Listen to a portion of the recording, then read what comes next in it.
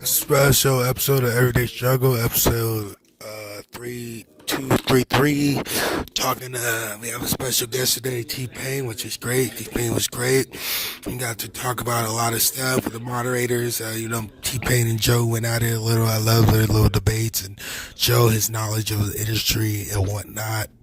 First, I want to start off with just talking a little. They were talking about how T Pain, the RCA and the Jive thing, which would happen where Jive and RCA came together. So basically, everybody at RCA had to take on double the artists and double the work. So that was why RCA was kind of at a point where their machine wasn't working as well.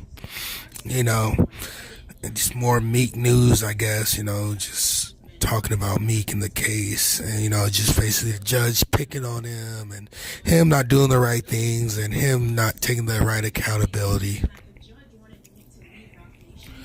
So basically,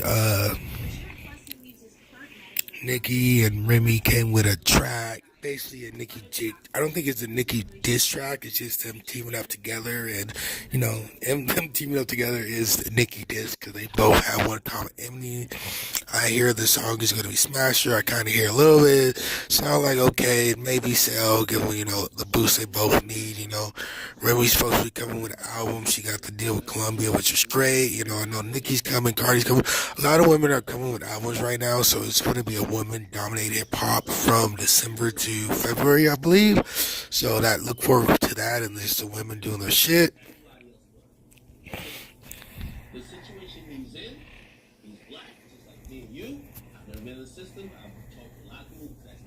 So I guess they're just talking about a Future and Taylor collab coming. So that stems back to a Future Kanye designer beef.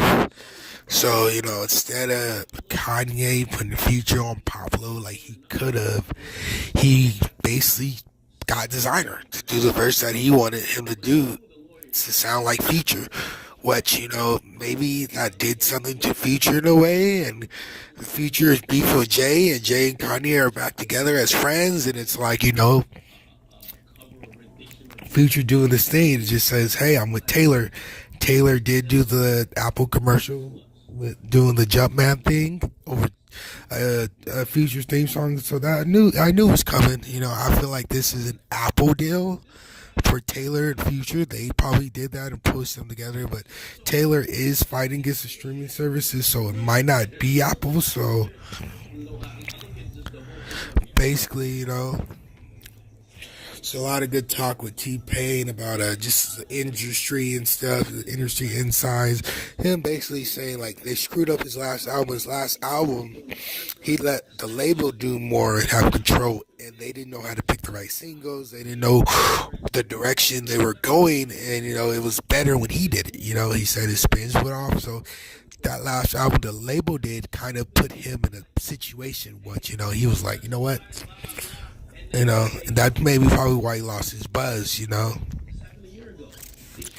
was talking about the bartender song and talking about all the puff he had to pay for the samples, this, that.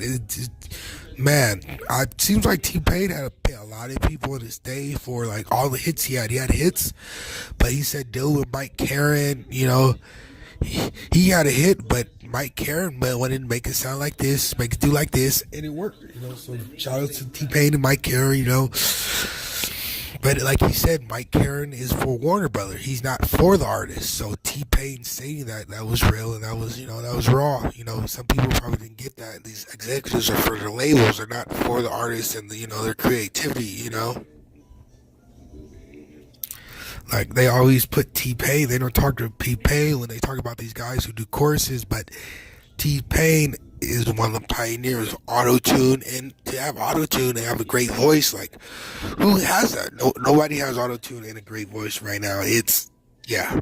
So I'm just want to conclude there. So I've noticed that T-Pain did not talk about the Young Money lawsuit, aka him suing Birdman, and Joe Budden was called by Birdman to say stop talking about him in a certain light. So now it seems that T-Pain, and they knew that they could, Complex and T-Pain and Joe knew they couldn't really talk about that because of Birdman.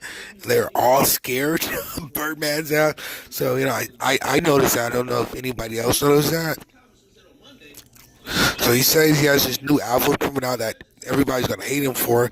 So it seems like he's just coming with a new sound, new direction, new thing. Him, Joey, and Joe having that song together. That sounds great. I can't wait for that to come out. It's a lot of great stuff here from T-Pain and seeing him back in the air. His I can compare T-Pain to Busta Rhymes in a way because his artwork.